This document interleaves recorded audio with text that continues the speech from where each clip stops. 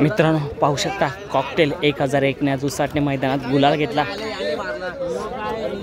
आणि त्याला सोबत कोण आहे? सोबत कोण आहे? श्री कुठला? शिलगावचा श्री आणि आपला कॉकटेल 1001 शुभम दादा सुद्धा आलेला आहे पाहू शकता। शुभम दादा एकदम खुश आहे, आला कॉकटेलने पहिला गुलाल घेतला मुंबईमध्ये। दादा मुंबईमध्ये पहिला गुलाल ना आपला कॉकटेलचा, दुसरा गुलाल, पहिला गुलाल कुठे झाला दादा? याच मैदानात उसाटणे मैदानात गुलाल झाला आणि आता दुसरा गुलाल। काय बोला आजचा आनंद कसा आहे?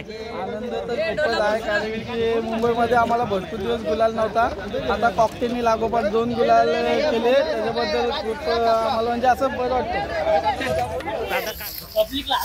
मित्रांनो पाहू शकता कॉकटेल 1001 उसाटणे अड्ड्यात दुसऱ्यांदा गुलाल घेतलेला आहे।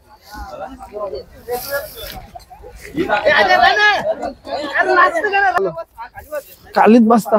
सो मित्रांनो कॉकटेल आता निघालाय, कारण का दादाला पण घाई, कारण का आता पुसेगावचा मैदान आहे, नियोजन आहे, सो दादाला पण आजच निघायचंय।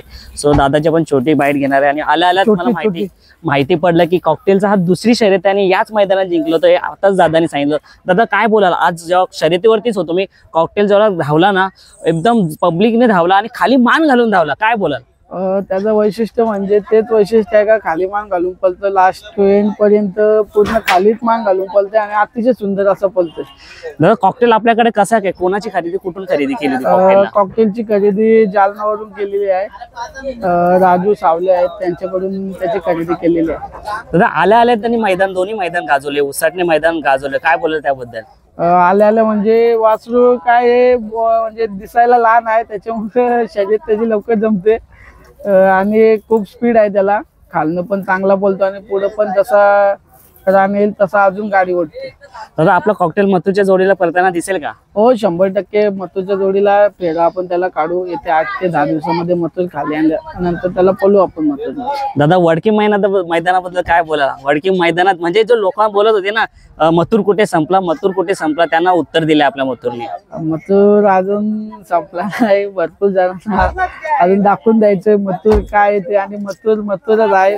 मथुर बद्दल जेवढं बोलू तेवढं कमीच आहे, कारण की एवढ्या मोठ्या आजारातून निघून आज बैलाने वडकी सारख्या मोठ्या मैदानात 1 नंबर केला, त्याच्याबद्दल तर भरपूर म्हणजे आम्हाला गर्व आहे, कारण की मथुरच्या पायाला पळण्यावर आणि मथुरने म्हणजे लोक जे बोलत होते का मथुर आता पळणार नाही, कमी झाला असं तसं, तर सर्वांचे म्हणजे मथुरने एका विजयानं सर्वांची तोंड गप्प केली, त्याच्यानंतर त्याच्याकडे बोट दाखवायला कोणतीच अशी जागा ठेवली नाही। नक्कीच दादा जेव्हा तो वडकीचा मैदान झाला होता तेव्हा फॅन्स लोकांनी बोलले होते की फॅन्स लोकांच्या डोळ्यातून पाणी आलं जेव्हा मथुर विजयाचा गुलाल घेतला होता।